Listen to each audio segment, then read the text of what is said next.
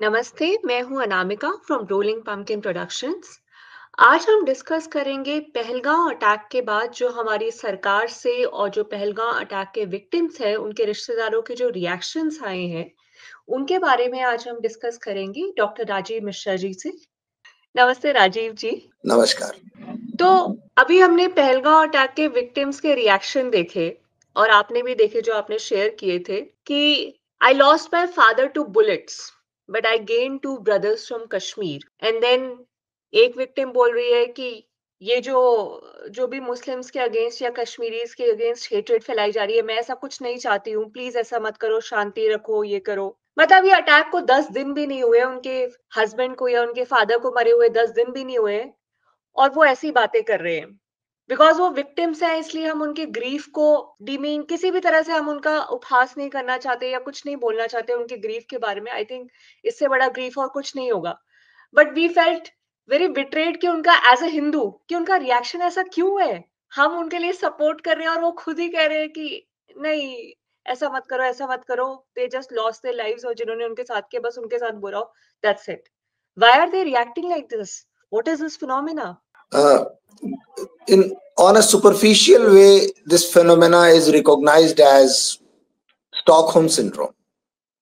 We all know that when a victim starts sympathizing with the aggressors, जो victim होता है वो अपने जो लोग उसके साथ अत्याचार करते हैं, अन्याय करते हैं, विक्टिम खुद उनसे सिंपैथी रखने लगता है, उनके प्रति सहानुभूति रखने लगता है। लेकिन यह जो फिनोमेना है, यह स्टॉकहोम सिंड्रोम से अधिक बड़ा एक फिनोमेना है और मैं आज इसके बारे में बात करना चाहूंगा।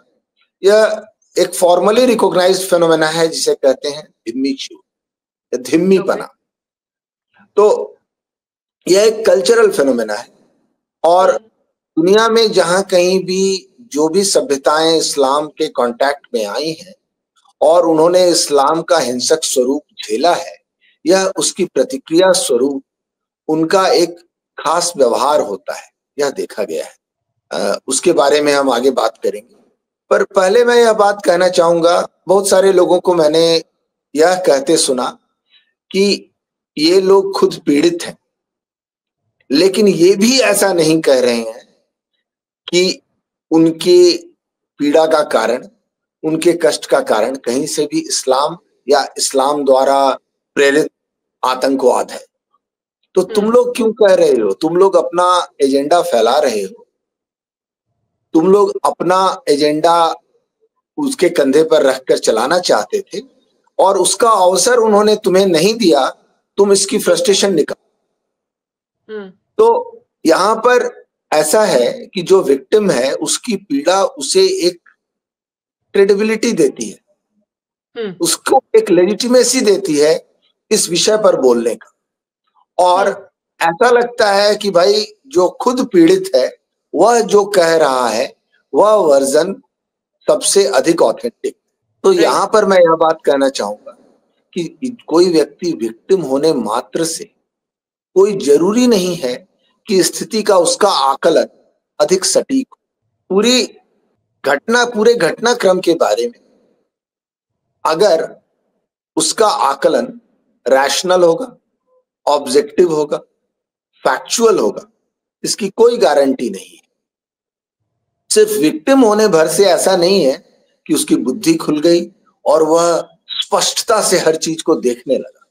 अगर उसने अपने कॉग्निटिव फैकल्टीज को इंगेज किया तभी वह देख सकता है, अन्यथा क्या होगा कि यह पीढ़ी या यह लोग या यह जो महिलाएं हैं, यह जिस वातावरण में बड़ी हैं हुई हैं, जिस तरीके की उनकी सोच विकसित हुई है, वे उसी के दायरे में रहकर सोचेंगे। तो मैं उस दायरे की बात करना चाहता हूं कि धिम्मीचूड के जिस दायरे में हमारा समाज बड़ा हुआ है, हमारा समाज जिस धिम्मीचूड के दायरे में पनपा है और यह जो पीढ़ी बड़ी हुई है और सोचना सीखा है, यह सिर्फ उसी की प्रतिक्रिया है। यह जैसे सोचते थे पहले वैसे ही सोच रहे हैं। ऐसा नहीं है कि विक्टिम होने मात्र से इनकी सोचने की प्रक्रिया बिल्कुल स्पष्ट हो गई और इन्हें सब चीजें सही सही दिख जानी चाहिए थी। ऐसा नहीं होता। बोलिए। विक्टिम को अपने अत्याचारी का व्यवहार और उसके पीछे के कारण और उसके पीछे की प्रेरणा स्पष्ट दिखाई दे, यह आवश्यक नहीं है।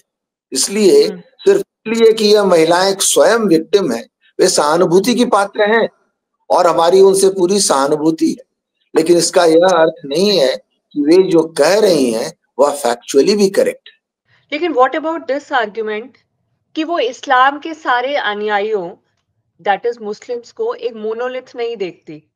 वो उनको जी क्रिटिसाइज करने को तैयार है जिन्होंने उनके फादर या हस्बैंड पे अटैक किया, बट वो जिन्होंने मुस्लिम्स ने उनकी हेल्प की, चाहे वो एक दो ही एग्जांपल्स थे, वो उनको कम नहीं आंकना चाहती जस्ट बिकॉज एक अनदर मुस्लिम ने उन रिश्तेदार को मारा। इस पूरे घटनाक्रम को उन्होंने फैक्चुअली देखा, हम तो दूर से देख रहे हैं। जिन लोगों ने उनकी देखिए, यह पूरा नैरेटिव बनने की बात। कुछ लोग आए, आतंकी थे, उनके हाथों में बंदूकें थी, उन्होंने उनमें से चुनकर कुछ लोगों को निकाला, उनसे उनका रिलीजन पूछा, कंफर्म किया और गोली मार दी। यह फैक्ट है, यह एस्टेब्लिश्ड फैक्ट है, जो वहां के आई विटनेसेस ने कहा है, इसमें कोई शंका नहीं है। अब इसके आगे की बात है, यह पूरा घटनाक्रम क्या है कि कुछ लोगों ने गोली मार दी, जो दूसरे लोग वहां खड़े थे, इसकी इसके बहुत सारे इंडिकेशंस हैं कि उन्हें मालूम था कि क्या होने वाला है। उन्होंने किसी ने किसी को वार्न नहीं किया। जैसी कि खबर मिली है कि 35 की संख्या में आतंकवादी उस क्षेत्र में थे और महीनों से रह रहे थे। तो लंबे समय से बाहर से आकर आतंकवादी जिन लोगों के बीच में रह रहे हैं, और किसी ने भी यह खबर लीक नहीं की, किसी ने किसी को वार्न नहीं किया। घोड़े वाले और टट्टू वाले उन्हें लेकर उस स्थान पर गए जहां पहले से आतंकवादी थे, जहां पर नॉर्मली टूरिस्टों का जाना अभी प्रारंभ नहीं हुआ था।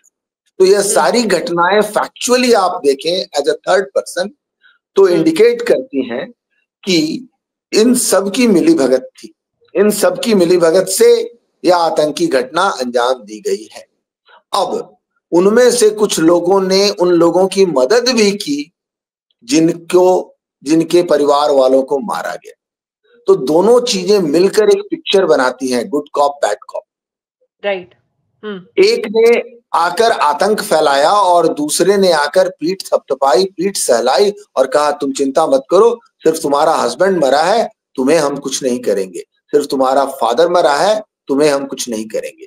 तो यह गुड कॉप और बैड कॉप मिलकर जो लोग साथ साथ खेल रहे थे, जिन्हें इस घटना की जानकारी थी, जिनकी न्यूट्रल होकर देखने से जिनकी संलिप्तता दिखाई देती है, तो अगर आप न्यूट्रल हैं तो आप इस चीज को देख सकते हैं कि जो लोग अच्छे बने हुए हैं वे क्यों अच्छे बने हुए हैं, क्योंकि उन्हें एक नैरेटिव चलाना है। उन्हें एक नैरेटिव चलाना है, एक तरफ आतंक भी फैलाना है और दूसरी तरफ यह नैरेटिव भी चलाना है कि इस्लाम पर या सभी मुसलमानों पर कोई उंगली ना उठा सके। नहीं तो अगर इसकी प्रतिक्रिया में पूरे देश में लोग आतंक के सही स्वरूप को पहचानने लगें और उसके विरुद्ध प्रतिक्रिया हो, तो उन्हें यह कार्रवाई महंगी पड़ जाएगी। तो वे यह भी नहीं चाहते कि पूरे समाज में इसके विरुद्ध प्रतिक्रिया हो, आतंक भी फैले और प्रतिक्रिया भी ना हो। तो यह दोनों लोग जो मिलकर एक कार्रवाई कर रहे हैं, उसमें से आप कैसे एक को कहेंगे कि एक ही बुरा है और दूसरा अच्छा है? लेकिन बिल्कुल यही फैक्ट जब इन लोगों के सामने रखे जाएंगे तो वे इसे रिजेक्ट कर देंगे। क्यों रिजेक्ट कर देंगे? क्योंकि इनका माइंड जो है पहले से प्रोग्राम्ड है, और मैं उसी प्रोग्रामिंग की बात करूंगा। उस प्रोग्रामिंग का नाम धिम्मीचूड है। इनका माइंड पहले से प्रोग्राम्ड है एक खास तरीके से सोचने के लिए। तो ऐसा नहीं है कि विक्टिम होने की वजह से उनका माइंड डिफरेंटली सोचने लगेगा, बल्कि और अधिक यह आतंक का प्रभाव है कि और अधिक उसी दिशा में सोचने लगेगा और वह बिल्कुल वैसे ही बिहेव करेगा जिस तरह का बिहेवियर हमने इस स्थिति में देखा। मैं खुद अपनी पर्सनल लाइफ में सोचती हूँ कि जब भी कोई ऐसी घटना होती है तो जिन मुस्लिम से मैं सराउंडेड हूँ, I avoid discussing this topic with them. WhatsApp group में मुस्लिम्स होते हैं, I avoid sending such post and most of us avoid sending such post जो फैक्चुअली भी करेक्ट हो बट इस्लाम को क्रिटिसाइज कर रही हो या वो, पीपल अवॉइड दैट। हमें पता है कि इस्लाम में इशू, हमें पता है इस्लाम में प्रॉब्लम है, बट हम खुद अवॉइड कर रहे हैं इन इश्यूज को डिस्कस करने के लिए या अपने अराउंड मुस्लिम्स को, ताकि उन्हें बुरा ना लग जाए, कुछ खराब ना लग जाए। तो हम भी तो इस्लाम को और अपने अराउंड जो मुस्लिम्स हैं उनको सेग्रीगेट करके देख रहे हैं। जब हम इस घटना को देखते हैं तो इसको एनालाइज करने वाले लोगों की मानसिक स्थिति क्या होती है। अगर 4 लोग मेरे ऑफिस में इस घटना के बारे में बात करते हैं तो उनकी नजर में बड़ा विक्टिम कौन होता है? उनकी नजर में वह आदमी जो मर गया, वह महिला जिसके पति की हत्या हुई, वह बच्चा जिसने अपना पिता खोया, वह विक्टिम नहीं होता। उनकी नजर में सबसे पहला विक्टिम इस्लाम होता है। हे भगवान, इस्लाम की बदनामी हो जाएगी। तो आप बताएं कि इस स्थिति में बड़ा विक्टिम कौन है और आपको किसकी परवाह करनी चाहिए? आपको सत्य बोलना चाहिए या आपको उसकी परवाह करनी चाहिए जो इससे हर्ट हो रहा है? तो यह बिहेवियर कहां से निकल कर आता है? क्यों हमें ऐसा नहीं लगता कि यदि मैं अपने व्हाट्सएप ग्रुप में या अपने वर्क प्लेस पर मैं इस घटना को क्रिटिसाइज करूंगा तो मेरा साथी मुस्लिम भी इसको उसी दृढ़ता से उतना ही अनइक्विवोकली क्रिटिसाइज करेगा? ऐसा नहीं होता। इसकी संभावना है कि वह रुक कर देखेगा कि आपकी बात में कहीं इस्लामोफोबिया तो नहीं झलक रहा, और अगर उन्हें इस्लामोफोबिया की भनक मिल जाएगी तो जिसको गोली लगी वह विक्टिम नहीं है, इस्लाम विक्टिम, उसकी भावनाएं विक्टिम है। तो यह प्रायोरिटी क्यों मिली हुई है? इस्लाम को यह प्रिविलेज क्यों मिला हुआ है कि उसका विक्टिम कभी भी अपना दुख बताते समय सबसे पहले इस्लाम की भावनाओं की कद्र करता है। अपने खोए हुए भाई, अपने खोए हुए पिता, अपने पति, अपने पुत्र की कद्र नहीं करता, सबसे पहले इस्लाम की भावनाओं की कद्र करता है। यह प्रिविलेज मिला हुआ है इस्लाम को, और यह प्रिविलेज इस्लाम को एक इम्यूनिटी देता है। इस्लाम का कोई भी विक्टिम इस्लाम को फिर से ऑफेंड करने की हिम्मत नहीं जुटाता। तो इसलिए क्या होता है कि जो विक्टिम होता है, हम दूर बैठे हैं, हम हिम्मत भी कर लेते हैं, लेकिन जो डायरेक्टली एक बार अफेक्टेड हुआ है, इस्लाम का प्रभाव उसके ऊपर इतना गहरा पड़ता है कि वह दोबारा इस्लाम को ऑफेंड करने का रिस्क नहीं लेता, और इस बात को वह इंटरनलाइज किए। यह इंटरनलाइजेशन जो है, इसी का नाम धिम्मीचूड है, और इसका एक हिस्टोरिकल कॉन्टेक्स्ट। पहले मैं अंतर स्पष्ट कर दूं, मैंने पहली बार वर्ड प्रयोग किया था स्टॉकहोम सिंड्रोम, लेकिन अभी उसके बाद मैं उससे कह रहा हूं कि उससे अलग और उससे गहरा यह वर्ड है धिम्मीचूड। स्टॉकहोम सिंड्रोम क्या होता है? जब एक व्यक्ति स्वयं विक्टिम होता है और वह अपने एग्रेसर, अपने आतताइयों, अपने पीड़कों, अपने अत्याचारी के प्रति सहानुभूति रखने लगता है। लेकिन यह एक व्यक्ति की विशेषता होती है। जो व्यक्ति स्वयं पीड़ित होता है, यह अंतर, यह साइकोलॉजिकल अंतर सिर्फ उसमें आता है। धिम्मीचूड में क्या खास बात है कि यह एक कल्चरल फेनोमेना बन जाता है, और वह हर व्यक्ति जो स्वयं निजी रूप से विक्टिम नहीं भी है, वह भी इस व्यवहार को प्रीएम्प्टिवली अपना लेता है। Okay. So even when someone who is not actually victimized himself but just senses the possibility of being victimized, वह स्वयं अपने ऊपर यह रिस्पॉन्सिबिलिटी लेता है कि मेरे हाथ से ऐसा कुछ ना हो जिससे कि इस्लाम और अधिक ऑफेंड हो जाए, मुझे इसका परिणाम और अधिक भुगतना पड़ेगा। जैसे एक छोटा बच्चा एक थप्पड़ खाने के बाद, यह एक इन्फेंटाइल सिचुएशन है, छोटे बच्चे को एक थप्पड़ लगता है तो वह पूरा प्रयास करता है कि वह अपने पेरेंट्स को या अपने टीचर को, जिसने भी उसे एक थप्पड़ मारा, वह नाराज नहीं करे। एक छोटे बच्चे को अगर उसका गार्जियन एक थप्पड़ मारता है तो वह अपना बिहेवियर को ऐसा बना लेता है कि किसी भी तरह से आप नाराज ना हो, और वह उसके प्रति विद्रोह भी नहीं करता। तो यह इन्फेंटाइल बिहेवियर जो पूरी कम्युनिटी का होता है, उसे कहते हैं धिम्मीचूड। तो धिम्मीचूड वर्ड का एक धिम्मीपना कहते हैं। यह शब्द का उच्चारण गलत है। यह 7th सेंचुरी में जब खलीफा उमर ने सीरिया पर कब्जा किया तो सीरिया के क्रिश्चियंस की एक बॉडी ने, सीरिया के क्रिश्चियन सिटीजन्स जो प्रोमिनेंट सिटीजन्स थे, वे उसके पास गए और उन्होंने कहा, स्वयं से कहा कि आप हमें हमारा रिलीजन, हमारा रिलीजियस लाइफ फॉलो करने दें। बदले में कुछ शर्तें हैं जो हम खुद से, उन्होंने कहा कि हम ये और ये शर्तें मानेंगे। वे शर्तें थी, उनको मैं संक्षेप में कहूंगा कि कोई भी नॉन मुस्लिम कोई नए पूजा स्थल नहीं बनाएगा, नए चर्च, नए सिनेगॉग नहीं बनाएगा। पुराने चर्च या सिनेगॉग अगर टूट जाएंगे तो उनकी मरम्मत नहीं करेगा। कोई भी नॉन मुस्लिम अपनी रिलीजियस आइडेंटिटी को पब्लिकली डिस्प्ले नहीं करेगा। धूमधाम से अपने त्योहार नहीं मनाएगा, गाजे बाजे के साथ अपने त्योहार नहीं बनाएगा। किसी भी मस्जिद के बगल में उससे ऊंची अपनी उसके धर्म ग्रंथ की धर्म स्थान की कोई इमारत नहीं होगी। कोई भी मुस्लिम घोड़े पर नहीं बैठेगा, हथियार नहीं रखेगा। कोई भी मुस्लिम दूसरे मुस्लिम को, कोई भी नॉन मुस्लिम घोड़े पर नहीं बैठेगा, हथियार नहीं रखेगा। और कोई भी नॉन मुस्लिम अगर एक मुस्लिम को देखेगा तो खड़ा हो जाएगा और उसे अपनी कुर्सी दे देगा। अगर कोई उसके रास्ते से गुजर रहा होगा और हज के लिए जा रहा होगा तो उसको अपना घर ऑफर करेगा। यानी एक तरह का सबसर्विएंट, दास्तापूर्ण व्यवहार करेगा। उन्होंने कहा हमें अपना रिलीजन मानने दें, बदले में हम स्वयं आपसे यह प्रॉमिस करते हैं कि हम इस तरह का व्यवहार करेंगे। तो उन्होंने सिर्फ यह नहीं कहा कि हम करेंगे। कुछ लोग गए, उन्होंने कहा हम पूरी कम्युनिटी को रिप्रेजेंट करते हैं और हम जिम्मा लेते हैं। जिम्मा इज रिस्पॉन्सिबिलिटी। हम जिम्मा लेते हैं कि हम में से कोई भी इन शर्तों को नहीं तोड़ेगा, और अगर किसी ने भी इनमें से कोई शर्त तोड़ी तो यह जो प्रोटेक्शन आप हमें देते हैं, जिम्मा इज कॉल्ड प्रोटेक्शन। जिम्मा शब्द का उच्चारण बदलकर जब अंग्रेजी में लिखा गया तो वह धिम्मा हो गया। तो उन्होंने रिस्पॉन्सिबिलिटी ली और कहा कि हम ये रिस्पॉन्सिबिलिटी लेते हैं कि हम में से हर कोई इसको फॉलो करेगा, और यदि कोई भी एक व्यक्ति इस कंडीशंस को तोड़ता है तो पूरी कम्युनिटी को इसकी सजा दी जा सकती है। तो यह रिस्पॉन्सिबिलिटी उन्होंने लिया, जिम्मा उन्होंने लिया, और ये लोग जिम्मी कहलाए, जिसको धिम्मी कहा जाता है। और यह स्टेट, वह स्टेट जिसमें एक नॉन मुस्लिम एक मुस्लिम रूल के अंडर रहते हुए अपने सबसर्विएंट स्टेटस को स्वीकार करता है, उस स्टेट को कहते हैं धिम्मीच्यूड।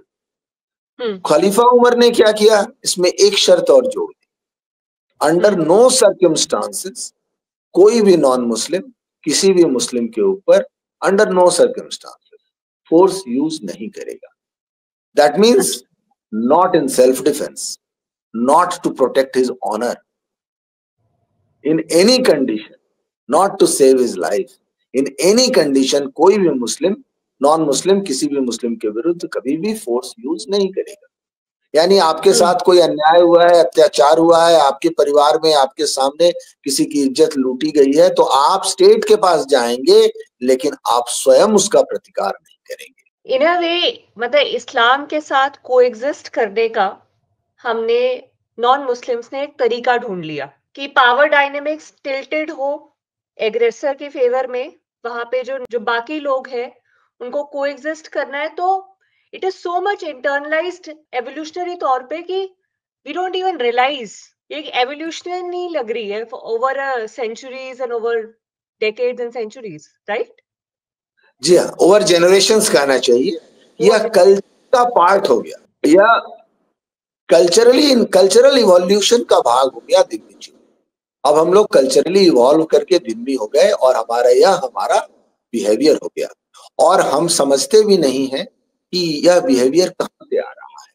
यह बिहेवियर, यह महिला जो कह रही है, इनकी पहली चिंता है कि किसी भी स्थिति में इस्लाम ऑफेंडेड नहीं होना चाहिए, और इसलिए इनके भीतर से यह प्रतिक्रिया निकल कर आ रही है कि नहीं, जिन्होंने मुझे मारा। अच्छा, आप यहां पर देखें कि जब इस्लाम के भीतर एक आतंकी निकलता है और वह इस्लाम के नाम पर दूसरे धर्म वाले का धर्म पूछकर उसकी पैंट उतरवाकर चेक करके उसे गोली मारता है, लेकिन इस्लाम की कोई जिम्मेदारी नहीं बनती। वे उससे पल्ला झाड़ लेते हैं, भाई इस्लाम का इससे लेने देना नहीं है। लेकिन वहीं पर एक जिम्मी हिंदू या एक धिम्मी हिंदू की प्रतिक्रिया ऐसी होती है कि उसे लगता है कि यदि मैंने इस शर्त को नहीं माना तो इसकी सजा सिर्फ मुझे ही नहीं औरों को भी मिलेगी। ये आप देखें कि अगर कभी आप एक फ्रेंड सर्किल में हो, एक ग्रुप में हो, और वहां एक व्यक्ति कहता है कोई एक ऐसी बात जिस पर दूसरा एक मुस्लिम आपत्ति करता है या कर सकता है, तो इसके पहले कि कोई मुस्लिम आपत्ति करे 4 हिंदू उसे रोकने आते। वे यह नहीं कहते कि तुम जो कह रहे हो वो फैक्चुअली गलत, वे यह कहते हैं कि तुम्हें ऐसी बातें नहीं कहनी चाहिए, सुनकर सुनने वाले को बुरा लग सकता है। वो जो दूसरे हिंदू जो इस प्रेरित होकर आते हैं उस समय, वह इसी मानसिकता से प्रेरित होकर आते हैं कि नहीं नहीं तुम यह क्या कह रहे हो, तुम जो कह रहे हो यह सुनकर हमारे मुसलमान भाइयों को बुरा लग सकता है, तुम्हें ऐसा नहीं कहना चाहिए। मैंने कभी यह कहते नहीं सुना कि तुम जो कह रहे हो वह फैक्चुअली गलत है। वे यह कहते हैं तुम जो कह रहे हो उससे माहौल खराब होगा। माहौल खराब होगा का क्या अर्थ है? माहौल खराब होगा का अर्थ है कि इस्लाम ने तुम्हें जो जिम्मा का प्रोटेक्शन दिया है, तुम उस शर्तों को तोड़ रहे हो, तुम्हें वह प्रोटेक्शन चली जाएगी तो तुम्हें उसका पनिशमेंट भुगतना पड़ सकता है। तो एज अ कम्युनिटी ये किस तरह का साइकोलॉजिकल इफेक्ट डालता है? मतलब सेल्फ रिस्पेक्ट की तो बैंड ही बज गई है इसमें। कोई अपनी कल्चरल आइडेंटिटी की कोई प्राइड नहीं है। आप बस you are just trying to adjust with the more powerful and aggressive other. यह इससे भी गहरी बात है। मुस्लिम इस देश में आए थे तो संख्या में कम थे, उनके पास एक बहुत पोटेंट वेपन था, वायलेंस। और जिस लेवल का एग्रेसिव वायलेंस लेकर वे आए वो हमने पहले नहीं देखा। पहले का वायलेंस सेनाओं के बीच में होता था, युद्ध होते थे, लेकिन हमने पहली बार देखा कि एक ऐसी एग्रेसर कम्युनिटी आई जिसकी तलवारों से सिविलियंस सुरक्षित नहीं थे। तो हमने इस लेवल का वायलेंस नहीं देखा था। हम बहुत बहादुर योद्धा थे, लेकिन सैनिक बहादुर योद्धा थे। एक किसान, एक मजदूर, एक व्यापारी, एक हाउसवाइफ, उसने यह वायलेंस नहीं देखा था, वे इसके लिए तैयार नहीं थे। तो इसका जो ट्रॉमा हुआ, इसका जो इफेक्ट हुआ हमारे ऊपर, वह बहुत गहरा हुआ और यह धिम्मिचूट हमारे सिविलाइजेशनल हेरिटेज का भाग बन गया। वहीं दूसरी ओर उसके पॉलिटिकल इम्प्लीकेशंस क्या हुए? मुस्लिम्स आए थे, एग्रेसर्स संख्या में कम थे, लेकिन जो यहाँ का शासक वर्ग था उसने जिम्मा लिया। जिम्मा कौन लेगा? जिसकी जिम्मा लेने की औकात होगी। कौन जाकर कह सकता है I assure you I take responsibility on behalf of everyone that no one will resist your power, no one will resist your authority. यह कहने की अथॉरिटी किसकी हो सकती? जिसकी कुछ स्टैंडिंग हो। तो जो समाज का प्रबुद्ध वर्ग था और जो समाज का शक्तिशाली शासक वर्ग था, उसने जाकर प्रोटेक्शन मांग ली कि भाई जो करना है करो, हमें यह प्रोटेक्शन दे दो, हम जिम्मा लेते हैं कि कोई तुम्हें रेसिस्ट नहीं करेगा। तो जो अपर क्लास ऑफ सोसाइटी था, रूलर एंड इंटेलेक्चुअल क्लास, वह जाकर इस्लाम से कोएग्जिस्ट करने के रास्ते खोजने लगा। और जो lower section of the society था, कॉमन पीपल, उन्हें कहा कि इनकी अथॉरिटी को रेसिस्ट ना करो। तो क्या हुआ कि पावर एज ए रिजल्ट क्या हुआ? उन्हें रिवार्ड मिला कि भाई you maintain your superior status with in the Hindu society. In presence of a Muslim you all are kafir, but within the Hindu society you can maintain your राजे रजवाड़े वाला status and your superiority. उसका protection तुम्हें, वह तुम continue करो। बदले में तुम्हें क्या करना है? तुम्हें कॉमन लोगों को हमें रेसिस्ट करने से रोकना है। नहीं तो आप सोचें कि कुछ हजार आक्रमणकारी आए थे, हम तब भी करोड़ों की संख्या में थे। क्यों हमने पॉपुलर रेसिस्टेंस नहीं दिया? क्यों राजा लोग लड़े, जहां लड़े राजा लोग लड़े? क्यों मास मूवमेंट नहीं हुआ? क्यों जन आंदोलन नहीं हुआ? क्यों सामान्य जनता ने विद्रोह नहीं किया? आप इसका ख्याल करें। तो उसे किसने रोका? तो क्या हुआ है कि एक पावर का फॉर्मूला बन गया है। जिस किसी को भी सत्ता में आना होता है वह इस्लाम से पार्टनरशिप करता है, और वह आज तक चला आ रहा है। आजादी के बाद कांग्रेस ने इस्लाम से पार्टनरशिप करी कि भाई हमारे वोट तुम्हें मिलेंगे। फिर यूपी में मुलायम और बिहार में लालू ने इस्लाम से पार्टनरशिप करी कि तुम हमें वोट दो, बदले में हमें हम सत्ता चलाएंगे तुम्हारे पसंद की, ममता ने किया। तो यह इस्लाम से पार्टनरशिप जो है, और जिस किसी को मौका मिलेगा, जिस किसी को भी हिंदू समाज के ऊपर प्रभुत्व चाहिए, जिस किसी को भी हिंदू समाज के ऊपर सत्ता चाहिए, वह इस्लाम से पार्टनरशिप करने को तैयार बैठा है। यह किसी विशेष जाति विशेष व्यक्ति की बात नहीं है। भारत में पावर शेयरिंग का यह फॉर्मूला हो गया है कि आपको पावर शेयर करनी है तो आपको मुस्लिम्स को अपने साथ रखना होगा। और पहली बार 2014 में धिम्मा की यह शर्त टूटी है। पहली बार 2014 में एक ऐसी सरकार बनी है जो मुस्लिम मैंडेट के विरुद्ध जाकर बनी है। तो यह सरकार इसलिए विशिष्ट है, यह क्या कर रही है, कितनी सफल है, यह बात की बात है। यह सरकार इसलिए विशिष्ट है कि पहली बार एक ऐसी सरकार बनी है जिसको इस्लामिक मैंडेट नहीं है। नहीं तो हमेशा सत्ता चलाने का यह फॉर्मूला भारत में चलता आया है। तो जो लोग आज के दिन में इस सरकार को हटाना भी चाहते हैं, उनकी फर्स्ट चॉइस होती है कि वे इस्लाम से मैंडेट लें।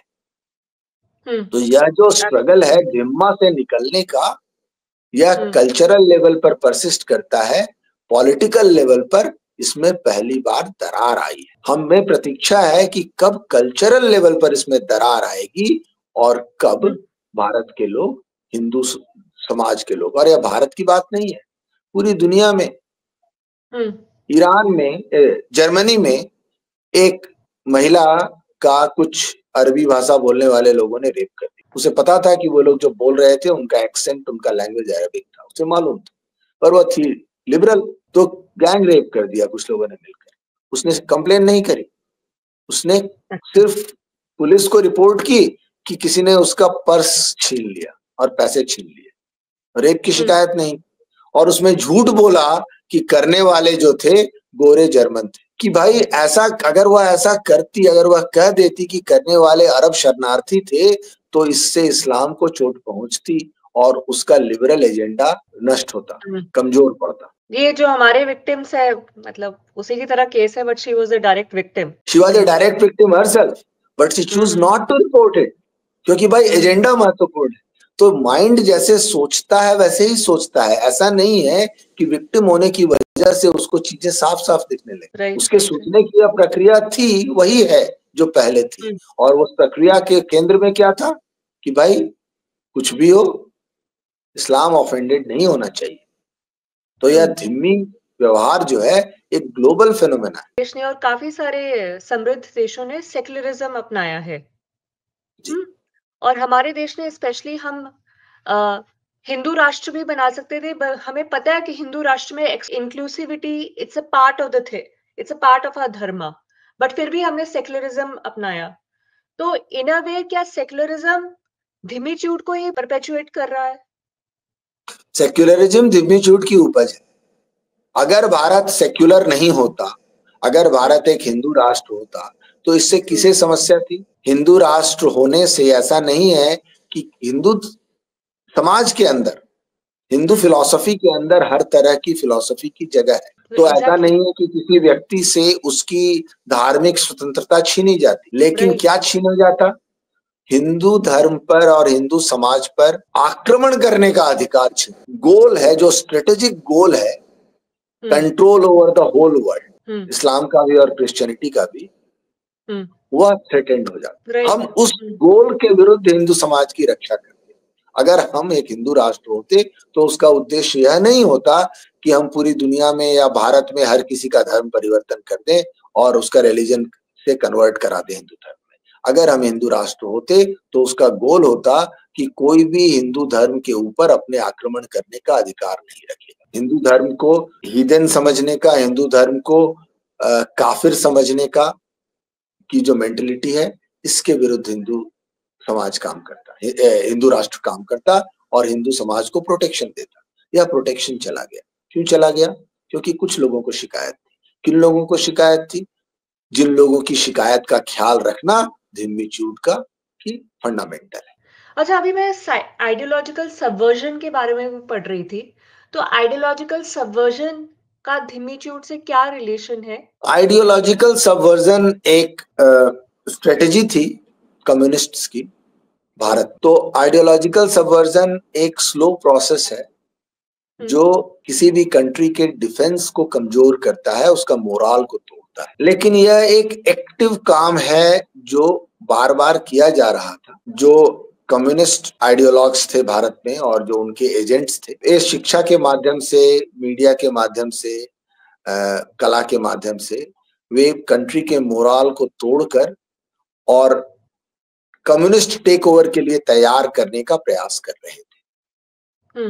आई थिंक यूरी बेजमेनोव ने अपने वीडियो में इसके बारे में बात कही। यूरी बेजमेनोव ने बहुत विस्तार से इसके बारे में बताया है आइडियोलॉजिकल सबवर्जन के कितने स्टेजेस हैं। लेकिन वह एक एक्टिव प्रोसेस था और समाज पर की मानसिकता पर कब्जा करने की उनकी प्रक्रिया थी। धिम्मीचूट एक एस्टैब्लिश्ड प्रोसेस है, उसे कोई बाहर से एस्टैब्लिश नहीं कर रहा, उसे विक्टिम खुद स्वीकार करता है। इस्लाम आकर नहीं, इस्लाम ने आकर किसी को नहीं कहा कि हम तुम्हें सबवर्ट करेंगे और तुम्हें धिम्मी बनाएंगे। इस्लाम के हाथ में तलवार थी, रिस्पॉन्स में काफिर धिम्मी बन गया। तो आइडियोलॉजिकल सबवर्जन को जो काम प्रयास से लंबे समय तक करने का की योजना थी, इस्लाम ने उसको आसानी से एक बार में अचीव कर लिया। और वह एक established mindset. Dhimmitude is an already established mindset. No one needs to actually bring in Dhimmitude.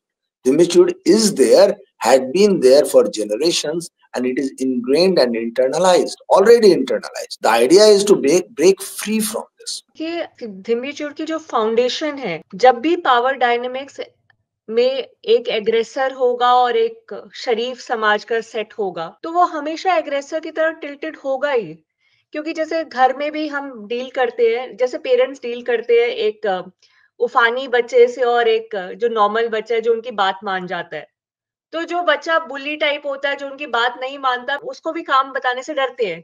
और जो बच्चा बात मानता है, उस पे लोड आ जाता है, ये मैंने देखा है। तो इन अ वे धिम्मीचूट उसी तरह का है कि यदि कोई एग्रेसर है तो आप उससे थोड़ा-सा वो कर लेते हो कि इतने में ही इससे हार्मनी रखी जा सकती है। तो जो इस्लाम की नेचर है और जो हिंदुइज्म की नेचर है, तो आप इस बैलेंस को कैसे वो करेंगे? धिम्मीचूट से हम कैसे बाहर निकल सकते हैं? नहीं, ऐसा नहीं होता हमेशा। सिर्फ कोई बच्चा अधिक उग्र है, आप उसको घर में आग तो नहीं लगाने देते, आप उसके हाथ में तलवार तो नहीं छोड़ते, आप उसकी कुछ बातें मान के उसको शांत कर लेते हैं। लेकिन जहां पर धिम्मीचूट के पीछे जो सबसे बड़ा गाइडिंग फोर्स है वह है level of violence, degree of violence, degree of violence that you cannot take. It is not just someone a child's tantrum, it is a degree of violence that the civilized society is not prepared for and wants to avoid at all costs. आप एक उद्दंड बच्चे की बातें मानने की एक limit होती है और उसके बावजूद who calls the shots? Parents call the shot. Parents have the final say in the matter. Here you lose that ability. You lose your voice in front of a bully because of his superior ability to inflict unprecedented violence for which you are not ready, the kind of which you have never seen. तो इसलिए इन दोनों बातों की तुलना करने के पक्ष में मैं नहीं। मैं एक कंक्लूडिंग रिमार्क देना चाहूंगा। हाँ जी, बताइए। My reason for thinking about talking on this topic is this, कि ये जो महिलाएं हैं या विक्टिम है, विक्टिम होना इनको एक सैंक्टिटी देता है, विक्टिम होना इनको एक लेजिटिमेसी देता है और इनके पेन को एक लेजिटिमेसी देता है, जिसकी वजह से यह जो कह रही हैं इनके इस आकलन को लेजिटिमेसी मिल जाती है।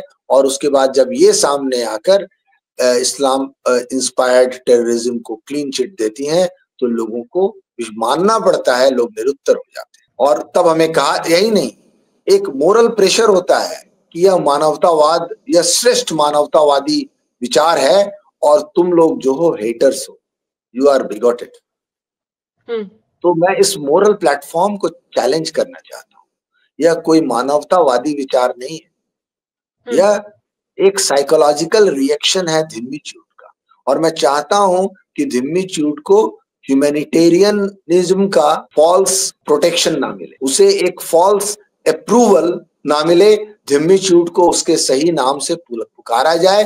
Let's call out a dhimmi as a dhimmi. Even when she is a victim, I have my sympathies with her, but I call out that she is victim of not only one crime. She is victim of multiple crimes. She is victim of one crime on that day, but she is a victim of the continued cultural crime against the whole community, जिससे पूरी community सफर कर रही है, और यह उसी crime, उसी suffering का रिएक्शन है, धिम्मीचूड. So let's call out and call धिम्मीचूड and not humanitarianism.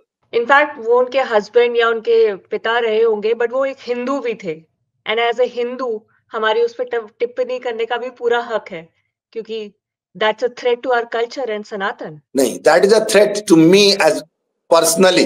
ठीक है, अगर कोई कहता है कि भाई सनातन का ठेका उन्होंने नहीं लिया होगा, मर्जी है आपकी, मैं आपको फोर्स नहीं कर सकता हूं कि आप सनातन का ठेका, आपको मर्जी होगी तो लोगे और नहीं होगी तो नहीं लोगे. पर जिस कारण से वह व्यक्ति विक्टिम बना, वह व्यक्ति निशाने पर था, वह कारण मुझ पर भी लागू होता है, और जिस कारण से वह खतरे में था उसी कारण से मैं खतरे में हूं. तो उस कारण को छुपाने का आपको कोई अधिकार नहीं है, क्योंकि आपके पति तो चले गए, आप मेरा जीवन खतरे में डाल रहे हो. एक झूठा आवरण देकर, एक झूठा प्रोटेक्शन देकर, अपने धिम्मीचूट की वजह से, अपने डर की वजह से आप एग्रेसर को जो आवरण दे रहे हो, जो प्रोटेक्शन दे रहे हो, जो कवरिंग ग्राउंड दे रहे हो, उसका शिकार, उसका विक्टिम मैं हो सकता हूं. इसलिए पर्सनली मेरा राइट है आपके इस गलत कदम को क्वेश्चन करने का. I have every moral right. बिल्कुल सही, बिल्कुल सही. बहुत ही जबरदस्त एनालिसिस था, बहुत ही मजा आया in fact. So thank you Rajiv ji. Thank you, and thank you very much for this opportunity of bringing out this very important topic on board.